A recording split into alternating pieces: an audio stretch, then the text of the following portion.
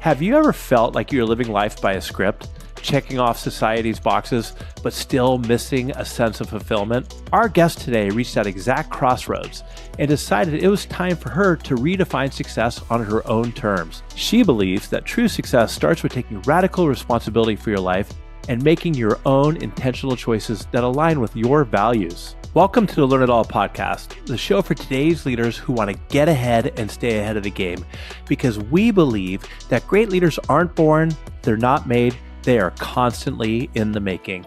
I'm your host, Damon. I'm a two-time best-selling author and CEO of Learn It, a live learning platform that has helped upskill over 2 million people over the past 3 decades. I'm excited to have Kayla Logue joining me today. She's an author, an entrepreneur, and an advocate for personal development, and she recently published a great book called Always Squeezing Lemons. It's a book that will help readers define their own journey of success. Kayla is also the founder of Move Into Words, a nonprofit helping young professionals build healthy mental and physical habits. In our conversation, I asked Kayla to share how to break free from society's expectations to find your own path, taking radical responsibility for your life's direction, and the power of building a community that supports you.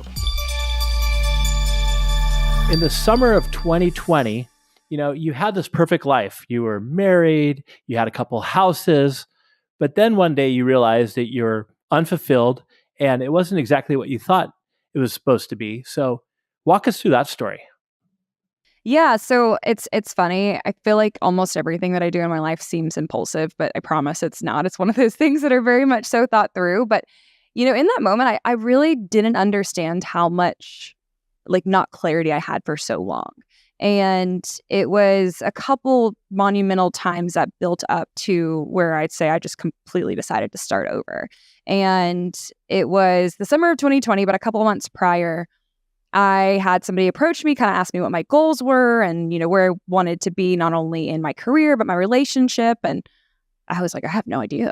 And really, I was just completely dead in my tracks. And for a personality like mine, that's not how I operate. I'm very organized, I'm structured, and don't get me wrong, I like to go off on a whim and do different things. But it was just, it felt so wrong. And I was like, I need to kind of get some clarity on this. And I realized I had just been coasting and through life and kind of doing everything that I felt I was expected to do, rather than asking myself the question of, who am I? What do I really want? And who do I want to become? And what is my purpose with all of this? And I had no answers. So, for me, starting over completely was the only option. And so yeah, kind of just blew up my life, and I had no direction. I had $900. I was like, I don't know what job I'm going to do. I don't know where I'm going. And in the midst of the pandemic, where we all, I'm sure, have amazing COVID stories, probably not super amazing, but something crazy, I think, happened to every single one of us during that time. It was just such a crazy and also unfortunate time. But yeah, it was kind of just a complete shift. So give me an example of, you said earlier that you were kind of just doing things that were expected of you. And I think a lot of times people I come across, even myself, your goals and expectations aren't really even your goals and expectations. They're just what somebody else perceives or thinks you should do. Can you give me an example of something like that? Yeah. So, I would call it pretty much like society's standards, timelines, checking of the societal boxes. And, we grow up being so structured. And I'd say now, as we're evolving, that's changing a little bit, but it was always going to school, right? You're in high school, you're in college. And then after college, you're like, well, what do I do now? You get married, you have kids. And by no means are those wrong boxes to be checking. I know many people that have done that and have very successful and happy careers and relationships. But for me, that wasn't it. And I was, conforming and making sacrifices, or really not sacrifices, more so falling into ultimatums to please others and, in my relationship, but also my career, rather than really following my dreams and the path that I wanted to fulfill. So I kind of put it in more of a metaphorical way, rather than, checking society's boxes. I had not understood or didn't learn how to design, create, and check my own boxes. And that's when you're kind of really living the life for yourself. And that's really, through my book, kind of that journey of understanding what that even looked like. And I think that there's a lot of people out there of all ages, and whether in the wrong relationship or you're in the wrong job, you wake up one day maybe and you realize, oh, that's what I'm at, but they don't have the courage or initiative to make that change. First of all, what did that feel like when you realized that, oh my gosh, this isn't where I want to be? It was, when I first realized I was very numb, I think is the best way to put it. It's hard to describe. I think the biggest thing is I felt very stuck. And I was like, oh my gosh, well, I'm already married. I can't do anything about this. Like I'm in this life. And then I kind of woke up the next day and I was like, wait, no, no, no, I'm not. I'm not stuck. Like I can make the choice to leave if I need to. I can make the choice to find another job. And that just simple kind of mindset shift was very liberating. Now, as crazy as it sounds, having no job, having $900, leaving everything that I've worked for up until that point behind was liberating. It was crazy and but the day I drove off and committed to starting over and really finding the love within myself was hands down the most freeing, liberating day I've ever experienced. I think that's awesome. Now, before you did that, did you think about it all? Okay, fast forward a year from now, what the worst case scenario could be or anything like that, or did you just have an impulse and go for it? I honestly think it was pretty much more impulsive than anything. Don't get me wrong. Over the period of time when I started kind of being like, all right, changes need to be made. It wasn't just like one day I woke up and I was like, I'm out, right? There was a lot of stuff happening in the background for several months really.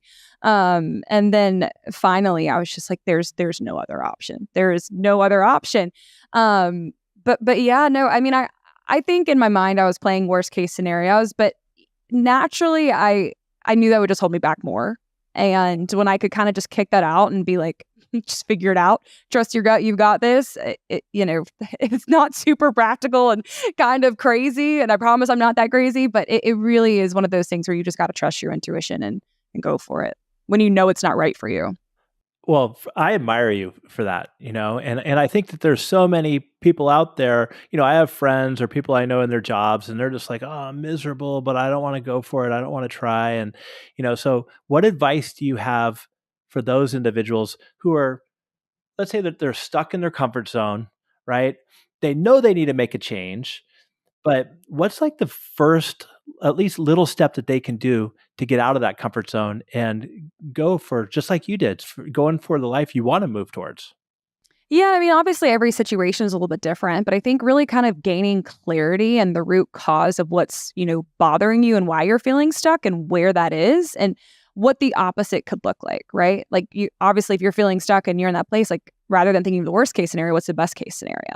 And is it worth taking that risk? And if it is, then I mean, I absolutely always encourage people to do it. And it's not like you've got to start all over. And I write this in my book. I'm like, I'm not saying to like just say, screw your life, start over, Right. leave your husband or wife. I'm not saying that. That's not what I'm writing. I'm just saying when you're in an uncomfortable situation that you feel stuck in or suffocated and you're at an end, don't hold yourself back because you feel like you're expected to, right? You have to really kind of find the clarity of who you are and what you want and go for it. And it can be small steps, it can just be a simple action daily and those compound over time. But really getting clear on what that really looks like, I think is super, super important. And maybe we'll just dive into your book, but my question is, how were you able to get clear? I know was it journaling that helped you get clear? Oh yeah, 100%. I mean, I even kind of write through this experience and why journaling was so important through chapter 3 in my book. But I've always been an athlete my whole life. We kind of talked about that. So the physical part of, working out was never an issue. Also, I kind of had that athlete mentality. I called it, like rub some dirt on it, suck it up, just push it aside, get over it, which didn't really help when it came down to traumas and processing things. I would just again, rub some dirt on it, push it aside and not really feel what that was. So I would kind of, when I was going through this, I got into running a lot. And I played softball. We don't run distance, we sprint and that's it. So, like I ran distance for a little bit when I was soccer when I was a kid, but I was running anywhere from 5 to 12 miles a day, which was super extensive. And I was trying to outrun my thoughts. And so it's just constantly in repeat on my mind. And my sister, I thought journaling was a really dumb idea, truly. I was like, there is no way a long overdue diary and me writing my thoughts down is going to be helpful for for me or anybody else. And I was very wrong. So when I finally caved into her constantly hinting at me to journal, I remember the first night that I did. Like, I mean, I just word vomited about 10 pages of everything I was feeling. And I remember waking up the next morning being like, oh my gosh, like I feel like I just dropped a whole 1,000 pounds of weight off. And then I started to kind of get a little bit more clear on, just intentional with, all right, this is where I'm at. Where do I really want to go? So I feel like kind of that clarity came for me a little bit after I made the abrupt decision to leave, but I knew I had to leave. But that shortly followed my journaling practice. And when I started journaling, that's when doors started opening. That's when clarity started coming. That's when success, as I would define it, started to really unfold. That's interesting. And did you start that a long time before getting into your book, or were you journaling and then you decided you wanted to turn your journal into a book?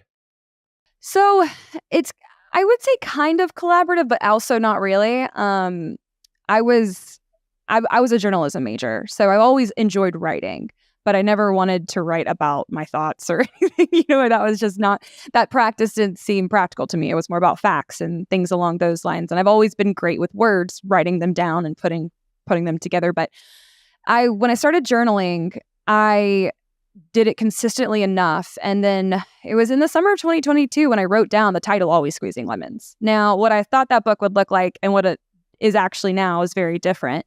But when I decided and committed 3 years later to writing the book, I remember going back and rereading 3 years of journals. And it was crazy how much unfolded from the time when I had no money. Was living like a modern day gypsy, just couch surfing. And I was like, I'm going to write a book and I'm going to do this and I'm going to do that.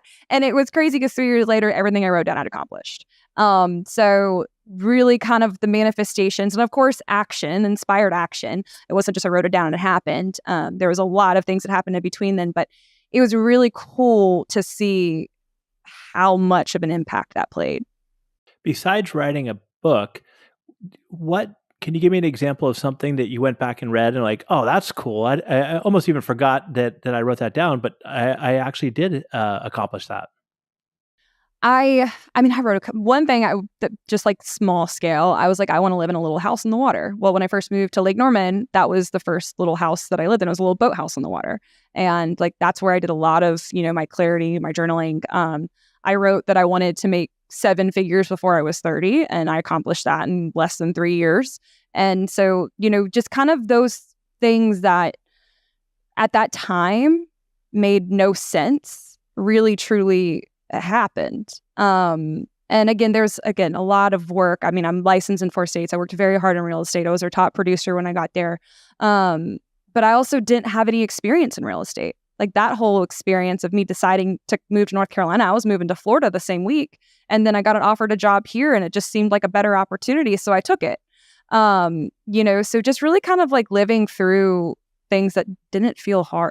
It was hard, but I didn't make it feel hard. I just committed to trusting what felt right. So let's go. I want to get into real estate in a little bit, but what did inspire you to write your book?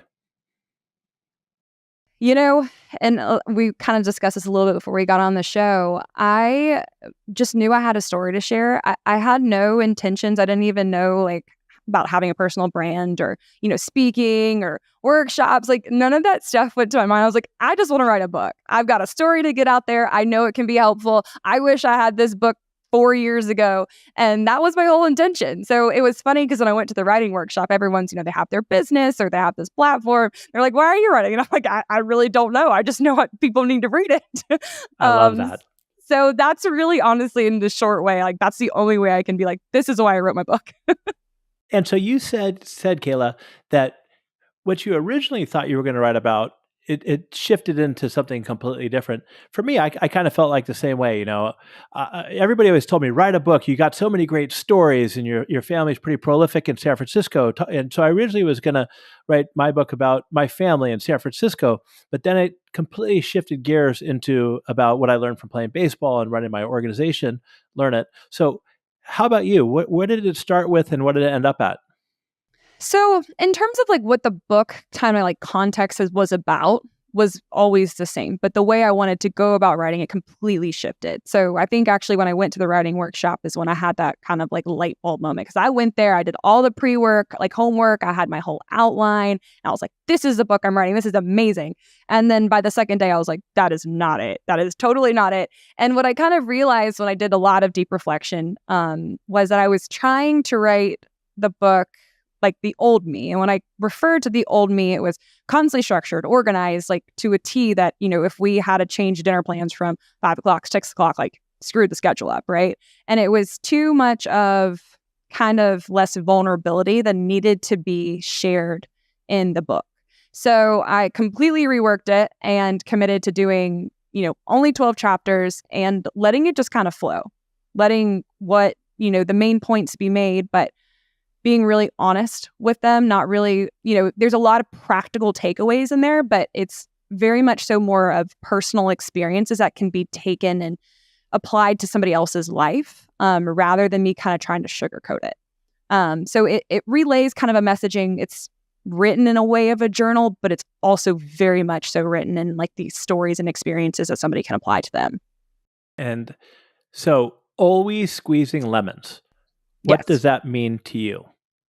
So I love metaphors. I think that they're just the best way to describe a, kind of a hard or more detailed topic in a simple way and really apply it. But always squeezing lemons. But we know all the lemon metaphors, when life gives you lemons, life will always give you lemons. But always squeezing lemons is life is always going to give you challenges. It's always going to be hardships. There's always going to be setbacks that you're going to have to overcome. So you have to always be squeezing lemons of life. Growth is never ending. You're always going to be in the driver's seat. You're only one that's in control when it comes down to it. And the life you lead, it's your responsibility. And you always have to be squeezing lemons. You don't, unless you want, if you hit one point and you're like, I'm done, well, growth doesn't end, being the leader of your life doesn't end. So that's kind of what the metaphor means.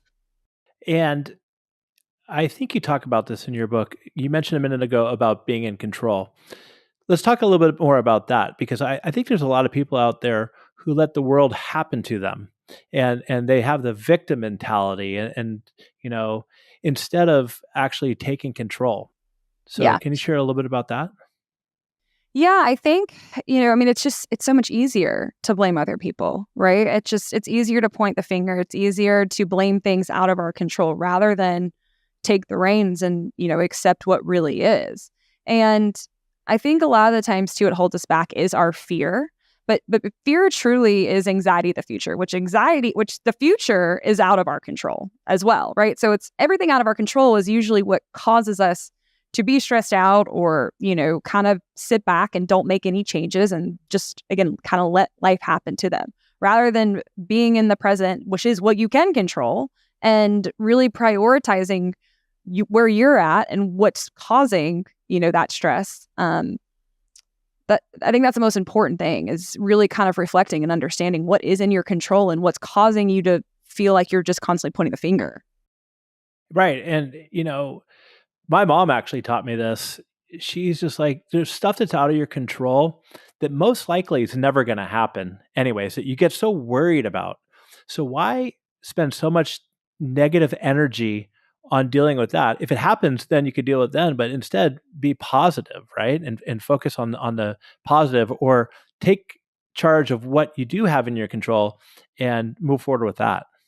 100%. And I think what's also too, it's like our brains naturally are wired like to protect us, right? So we're kind of given like right off the rip a negative perspective, like that's going to hurt me. It's a mechanism to protect us. So it's up to us to really take the situation and turn it into a positive. So it's harder. We all say it, but it's harder to do than it is we're saying. And I understand that. But when you can really be like, the self-awareness level is really important. Totally. So for our listeners, how can people overcome their fear and deal with their internal challenges? I think everyone's a little bit different. For me, journaling was really, really important. I think also just prioritizing, where you're at and where you want to go. and really kind of identifying how to get there and making an actionable plan. Because a lot of the times, I think what holds us back with terms of fear is we lack confidence. And a lot of times we lack confidence, we do lack a plan. We don't really know, we don't have the strategy, or we just don't have somebody to help us. We're kind of like stuck there. And depending on the fear and exactly what it is, a lot of the times we are scared of something that we're making up in our mind. That situation is hypothetical, kind of exactly as, which what even your mom said. Like it hasn't happened yet. Our fears usually live in future case scenarios that usually don't unfold. So again, it's kind of going back to that positive narrative of, you're in the driver's seat, you're in control, and you're in control of now, right? You're making up something that could happen in the future, but what's the counter? What else could happen? What's the best case scenario? What's the worst case? And I mean, of course, we have to consider the worst case, but at the same time, if it's worth taking the risk, there's nothing great happens in your comfort zone. We get 100%. we get complacent, we start coasting, and we're just chilling. Like, and that's not what this life is meant to live. And I think too, I provide a little bit of a perspective in there, but when we think about death, we actually think more about life. Like the one thing we all have in common is we're all going to die. We don't want to talk about it, but it's not something to fear. It's something to recognize and think about. Like, what if you were to die today? Are you happy with what you're doing? So, and I think that's a really important thing, not to just avoid the inevitable. I think it's really important to consider. And I think, for our listeners, what you should do is do a little self-reflection and think about opportunities that you didn't go for because you were afraid of, or jobs you didn't take, or people you wanted to meet, but you were afraid to do it. And what would you really lose? What did you miss out on by not taking that chance, right? So I think that's so important. But one of the things that you mentioned earlier is that you don't have to do this all by yourself either. So can you share with us, I think you talk a little bit in your book about how important community is? Yeah, absolutely. You being a baseball player, you'll appreciate this chapter. It's chapter 11. It's called Know Your Starting Lineup. So I really break it down by, the people. Like for me, I give massive credit to where I'm at, to the people on my team, on my starting lineup. If I didn't have the support system and community that I did, being where I'm at and the positivity that I've had and been able to accomplish would be very challenging. I absolutely acknowledge that. And the starting lineup are the people that, they're the ride or dies. They're the people that love you unconditionally. They're always there. They're the best ones on the roster. The people on your team are the people that, you surround yourself with on a daily basis, whether it's good coworkers, friends, just in your network. And they're good. They just don't always start, right? They're the people that you want there and you enjoy being around, but you're just not necessarily, they're not on your roster. Or not, I'm sorry, they're on your roster, but they're not on your starting lineup. And then you're out means, or you're cut, obviously you didn't make the team, you're definitely not on the starting roster. And they're the people that put you down. They're the people that, really are kind of negative in your life. And it's really important to distinguish that, because if you don't have that solid community, if you don't have those people that support you, then, it's tough to really get anywhere. It's tough to really, your environment matters. It can hold you back, or it can be one of your greatest assets. I think that's so important. I mentioned to you, I've got two little kids, and I was fortunate as a kid to be surrounded by, I had great friends, great parents, great friends. And I think that helped develop over time.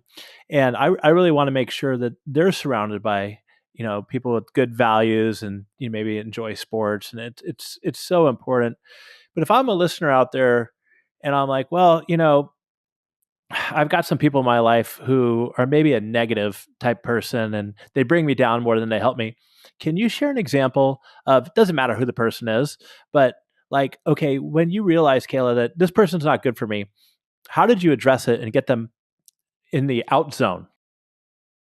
Oh, I think our natural instinct, and it depends on the person, right? Because a lot of the times the people that you even have the opportunity to acknowledge, they put you down, or they're, they should be not on your team.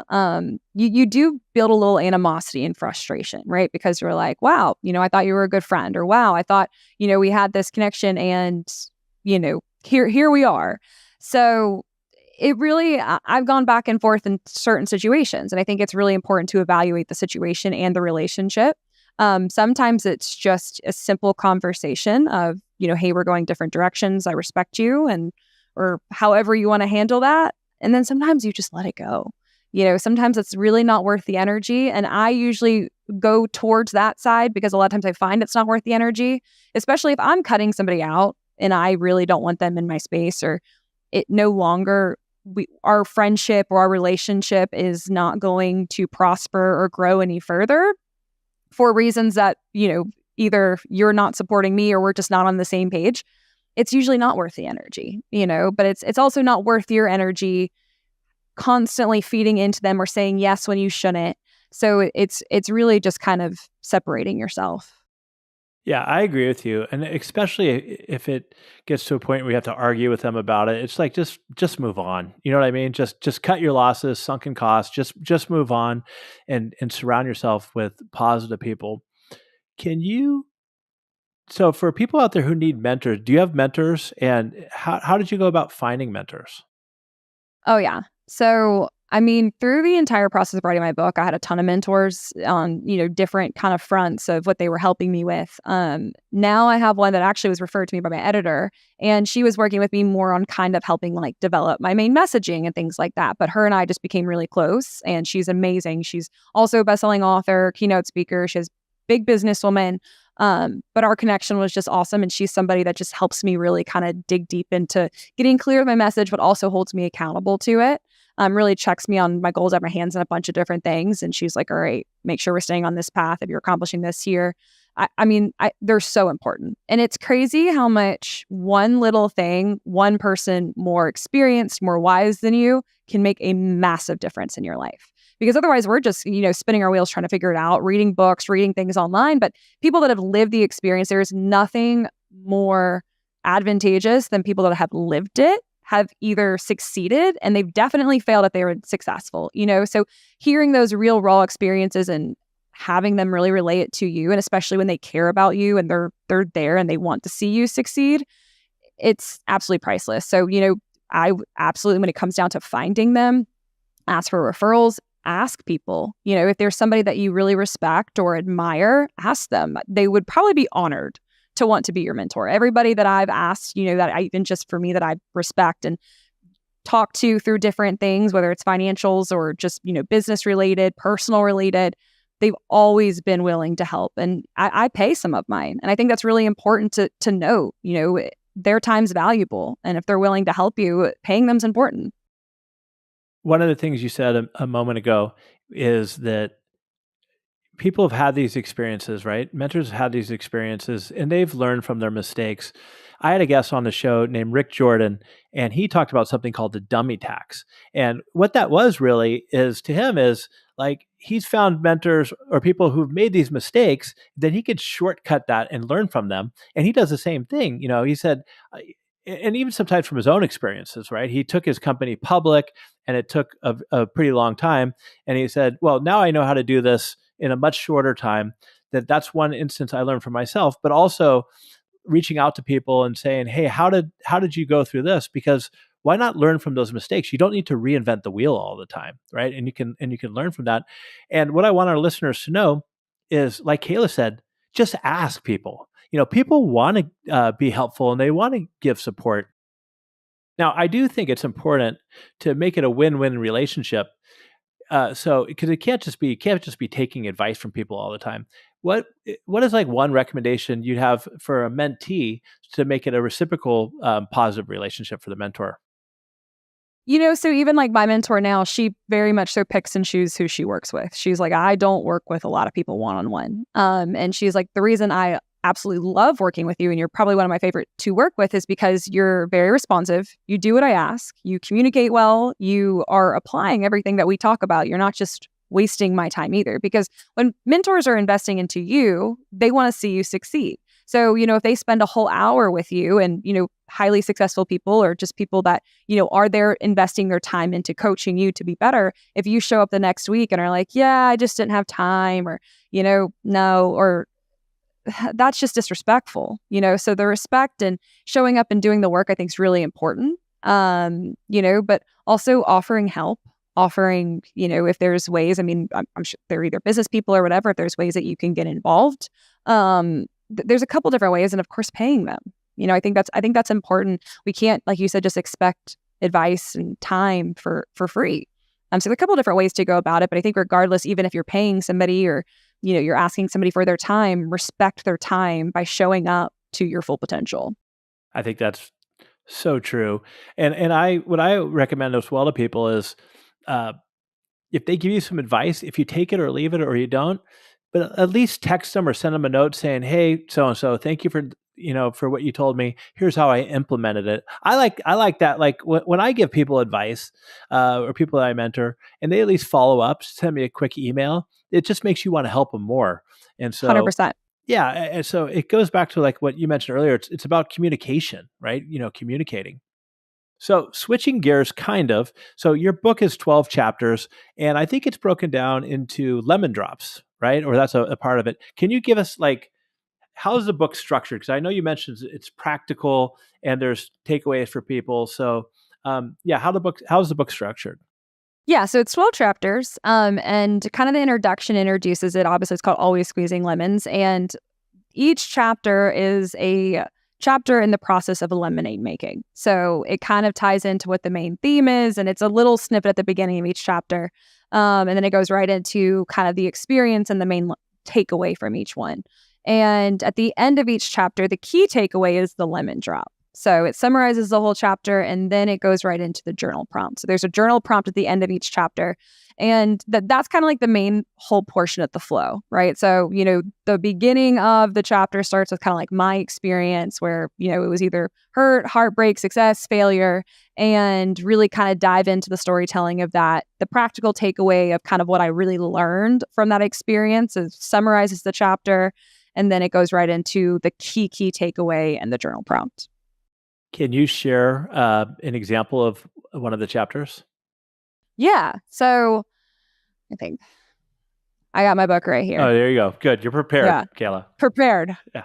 I'll just start with the first one. So the first one is called Smile for the Camera. And it's really kind of like diving in with like the picture perfect life and how that whole thing unfolded into one chapter.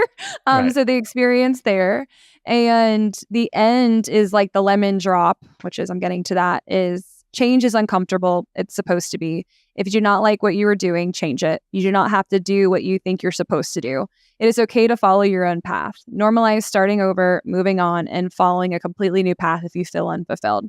You will always be the only pilot of your own life. You should never fear changing directions. A better destination will never be overrated. So that's kind of like the lemon drop. So that kind of really summarizes like the main takeaway. And then the journal prompt, there was like a portion, there's like little subtitles in the book that goes into kind of the experience. And I called it a fuck this, make moves. And that's the moment when I decided it. Fuck it. And so the journal, the journal prompt was... That should be your bumper sticker. Fuck it, make moves. Fuck it, yeah. So the journal prompt was, when have you had a fuck this, make moves moment? And how did you respond? So it does like a lot of kind of the reflection and takes in, my experience, what I did. Most of them are, failures and how I had to overcome that, took the setback, turned it into a comeback, and summarizing the lemon drop. And then the journal prompt gives you the opportunity to apply it to your own life. Give us a good failure story, please. Really, when it comes down to, the whole society thing, like divorce is a failure. That's 8 years of a marriage that people pretty much just judge you, say you just decided to give up on. You got married young. I did. I got married young. I got married when I was 22, and then we split when I was 25. So yeah, we got married very young. We were together for 8 years. Okay. And, that alone, in terms of, there's so many failed other relationships in between, that. And then now I'm in a very healthy, happy relationship. But for 4 years, my just relationships in general were a failure. And I write a lot about that in my book in terms of not having boundaries. And I didn't even know what those were practically. And I acted in ways that, really went against that and lost a lot of respect for myself for that reason. So, quite frankly, my entire relationships were failures. So that really kind of like unfolds. And, when it comes down to another more like, I guess, professional one, when in the summer of 2020, I was down working with my uncle just part-time. It was going to be super part-time. And then I forget what happened exactly, but I completely missed like an email and didn't show up to the right place at the right time. And he just like lost his mind and fired me. Your uncle fired you? Yes. What kind of business was it? It's actually like an Amazon DPS. But it's a small like Amazon like delivery service. And I was just, don't worry about it. If you ask my sisters and brother, they'll tell you I fired them at one time or another all the time at Learn It, you know? Oh, well, trust me, we're cool now. It's literally like, it's a whole family of Italians and Polish. Like we're a little bit savage. We understand. I'm Italian too. I get it. We're a little bit savage and we get it. It's no problem. But I was like, all right, well, now I got to figure something else out. And so, still kind of minimal on money. I was doing some things on the side of this when I was starting a social media business. And I knew that was part-time. So it wasn't too big of a shock. But I think he was going through some other things too. I'm like, all right, well, I got to get out of here. And so I'm driving back and then I had COVID. So I had COVID. I had no job. I had barely any money. I remember calling my mom. I was like, Mom, like, what do I do now? She was like, and I was kind of laughing. She's like, your brother just fired me, Mom. And so what do I do now? I was like, well, we're going to have to talk to him later. Yeah. But no, it was just, I was like, okay. And then what's crazy though, I mean, I hibernated and, got over COVID, went to a coffee shop. The next day I had another job. I met somebody that, I had a family connection with it was more some mutual connections. He knew the work I was doing with them in social media and the restaurants locally. And he offered me a job on the spot. So that was kind of cool, but it's just all things happen for reasons. They do. So and then now I'm here. Yeah. So before we move on to the real estate stuff, who is the target audience for your book? Can't say everybody, right? You can't say everybody. So if you had to drill down, give me the primary and the secondary for our listeners who should go out and buy your book and why. So, I would say really in terms of like age range dynamic, like I think young professionals can really benefit from it. If I had this book 4 years ago, even like when I'm, after college or going through college, really kind of trying to get clarity or, coming out of, your youth and really getting into the world and having to fully take care of yourself. If I had this book to really kind of take practical takeaways, absolutely, it'd been awesome. And I also really do think that it can be very beneficial for people that do want a better self-care practice and more self-awareness in general, because there's so much about self-awareness in here. So people that are, again, feeling kind of stuck, or people that are just like, oh, I need more in my life and I don't know what that is, like I'm happy with my family, I love the people around me, but there's just something missing. This is a very good book to really kind of dive into those thoughts, because it's intentional. It's my stories and my experiences, but it's written in a way that you can definitely apply to your life. And with the journaling prompts, it requires you to reflect. So I really think if you're kind of in a rut or you're feeling stuck, that in terms of secondary audience, it doesn't really matter what age you are, but if you're in that mindset, that definitely, absolutely, I think is huge. I think that's great, especially that you have in there like the journal prompts where people can tie back, the learnings that they got from it. And if they really take it seriously, they could do the self-reflection and get value out of it. What is radical responsibility? So, I mean, it's really in one sentence, it's when you realize you can be the cause, problem, and solution for everything in your life, your world changes. And it's really understanding. Cause, problem, solution. Okay. Yes. Yeah. So, I mean, you could just say problem and solution, but, I like to make sure that you understand that you can be the cause and the problem, and but ultimately the solution, right? I think I've been there plenty of times where I did all three. Oh, for sure, 100%. But the thing is, when you can own that, you're not standing there, as we talked about the victim role, pointing fingers like, oh, well, just because that happened, this is why this happened, or just because he did this, this is why I'm here now, right? Like, I mean, it's the same thing. Like when I got a divorce, I could have been like, well, my husband did this, or I decided to quit my job. Oh, well, they didn't do this for me. No. It's owning up to the things that got you to that place in the first place, and not focusing on what is out of your control. And what's out of your control is the way other people choose to respond, or the way other people choose to act, or what they're doing. The only thing in your control in that moment is what you choose to do and how you choose to respond. And thinking of the past and the mistakes that you've made, if you dwell on them and just you carry them, oh my gosh, it's the worst thing you can do. You've got to forgive yourself. You've got to learn. You've got to move on. And go ahead. No, keep going. Keep going. Oh, I'm like on the rant about it. Yeah, No, go, but I no, mean, no, yeah. no, it's to me, and I break it down. I call it the 3 A's, right? In terms of how to take radical responsibility. And one is individual agency, which is literally at your own will. So doing what you need to do, not based off of societal standards, but what you want to do and identifying that. Accountability. So holding yourself accountable and not playing the victim role, not playing the blame game. Like it's up to you. You choose a life you want to lead, your choices, your decisions, your responses. And then authenticity. So being authentic to who you are and, not, again, also making decisions based off what you think you should be doing. It's the highest vibrational frequency in the world. When you're living your authentic life, you attract what you're meant to. And I truly believe that because I now like really understand when things are not meant for me or when I shouldn't be doing something because it's so forced. Like I'm just like, like trying to like do it. And I'm like, this is not it, and I'm like, all right, not supposed to do it. And it's not like I just like write things off, right? It's more so it's very intentional, but you can just tell when you're not living in your authentic wavelength. So. And I think it comes back to what we talked about earlier, touched on a little bit, is self-awareness, just being aware. And it's a good parameter of, like you said, like, or a filter of like, this is authentic, this is where I want to be, or this is not what I want to be. I also think maybe in the same line of this, you talk about self-discipline plus self-love. Mm-hmm. Does that absolutely fall into that? Yes, no. And I mean, self-discipline is self-love, like it's respect.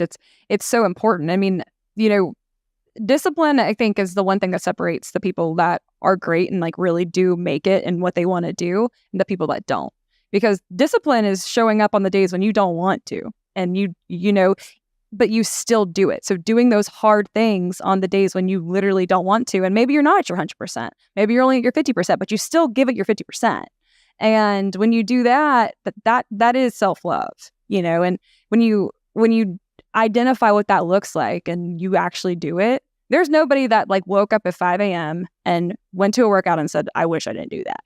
Yeah. Getting there is tough, but when you do it, I mean, you feel amazing. And it's the same thing with, when you're pushing towards your goals, or you have to have hard conversations, or you have to do the dirty work that you don't feel like doing, but you do it and it's done and it's rewarding. You just feel so much better, right? I mean, you just feel like it's a great accomplishment. So real estate. So you knew nothing about real estate, but you just jumped in, and you've been super successful since. Tell me about how did you even get into real estate, and what about you? What characteristics has been able to make you so successful? I know discipline, but what else? So my godfather actually approached me about a job. Your Italian godfather? Yes. No, he's actually not Italian. I'm not related to him. He's my dad's best friend from college. Okay. They actually played baseball. My dad's in the Coastal Carolina Hall of Fame for baseball there. So Come on, all really? baseball players. Yeah. There you go.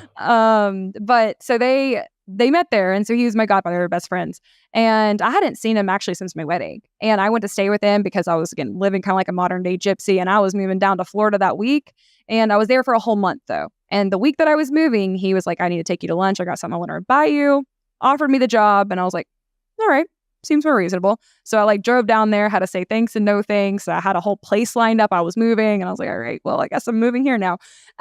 So literally just dove in, started a real estate school that same week, and I had to get 4 licenses in like a couple months. And it was wild. None of them are reciprocal states. If you know anything about real estate, that's the ideal situation. None of them are reciprocal. All of them had weird rules. So learned a lot about real estate law and what I needed to do. Right. Stuff that you'll never use, probably. 100%, right? Because what we do is so different. We sell land from the developer, which is nothing like in the same realm. But we have our hands in a bunch of different things. But really overall, like what's made me successful through the whole real estate journey and what's helped me even now in life is I've realized how good I am at communicating with people, mostly because I genuinely care.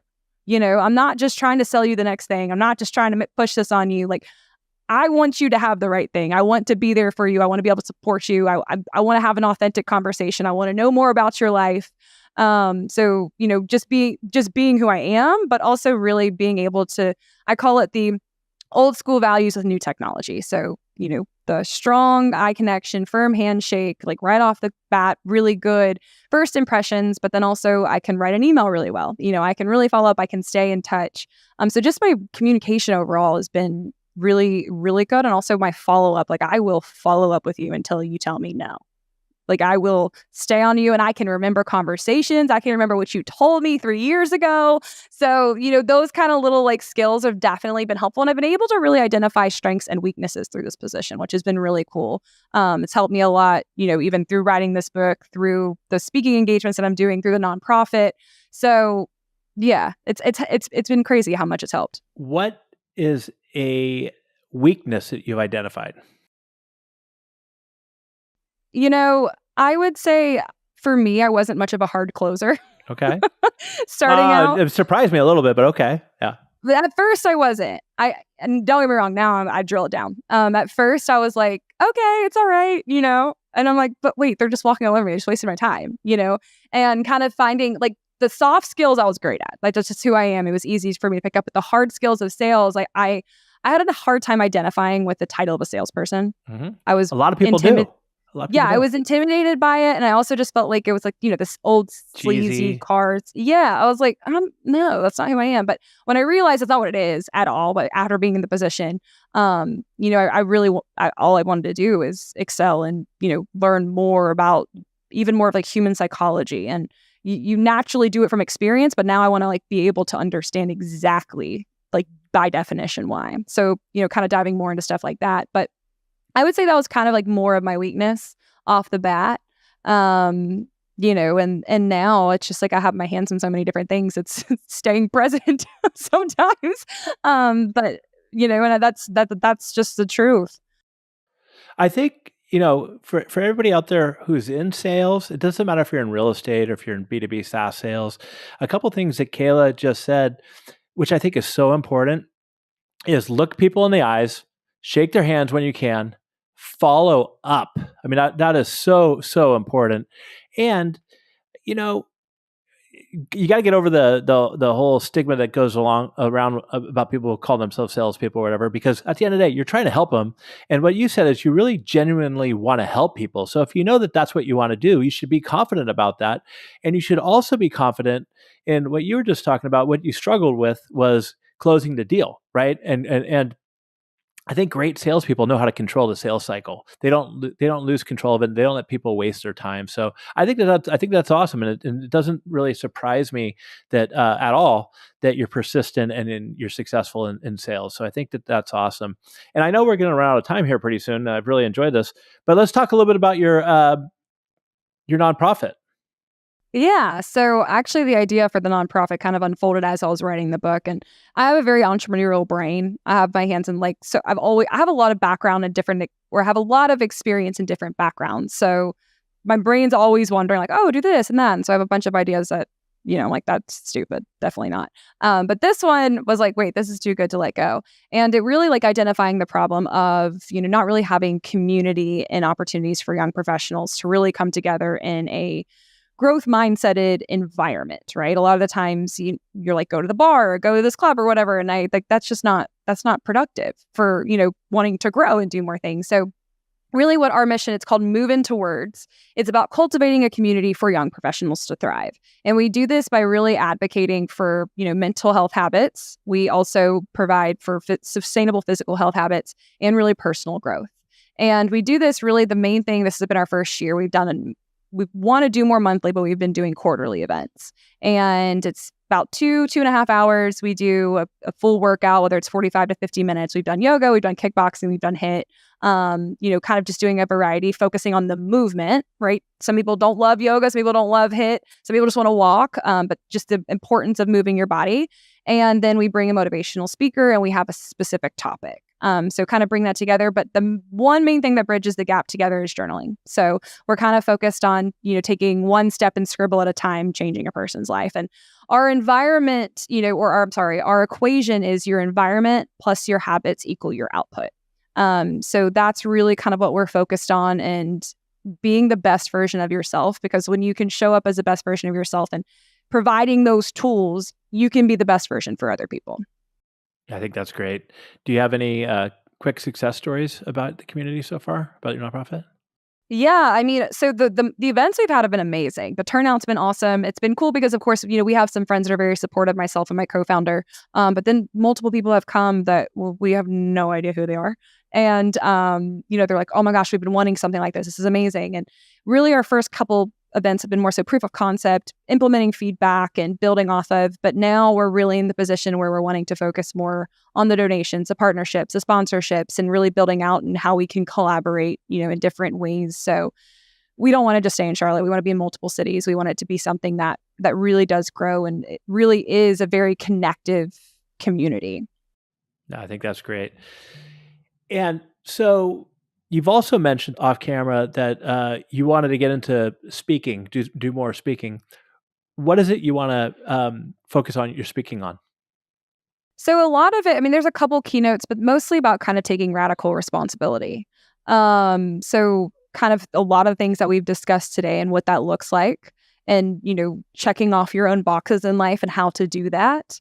In addition, really about confidence, and how confidence really plays a role in that. So they're kind of two different keynotes. I have two different ones, but focus mostly on being the leader of your own life, because it all starts with you, and the practical ways to really implement that daily, because we're constantly distracted. We've got tons of stuff going on. It's a world where it's easy to start comparing, and being really focused on becoming the best version of ourselves for the world around us is something I'm super passionate about. And everything I talk about, everything I'm doing is very much so focused on being the best leader of your own life. That's awesome. And it's what I love is that you could see how passionate you are about it, and it could tell that you really care, and you're going to be great at it. Do you have anything else you want to leave our audience with? I think we talked about a lot of wonderful things. But no, I would absolutely love to connect with everybody. So my website really is like where everything's hosted. It's Kayla Logue, LOGUE.com. You can find me on Instagram. You can find me on LinkedIn. Any questions, definitely check out my book. I would love to hear your feedback. Leave a review. I think that's probably what I got. Yeah, there you go. Well, I mean, to recap, we talked about everything from making big changes, jumping in and getting out of doing things, get out of your comfort zone, radical responsibility, building a community, finding mentors, all this we went stuff, all right? over the We place. got all over the place.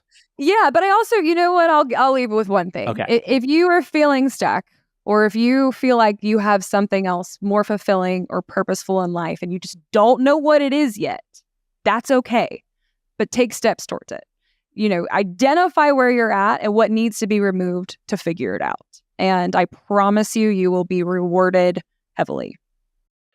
Well, thank you for helping me out there and tying it all back together. I think that's that might be the best summary. Yeah, there you go.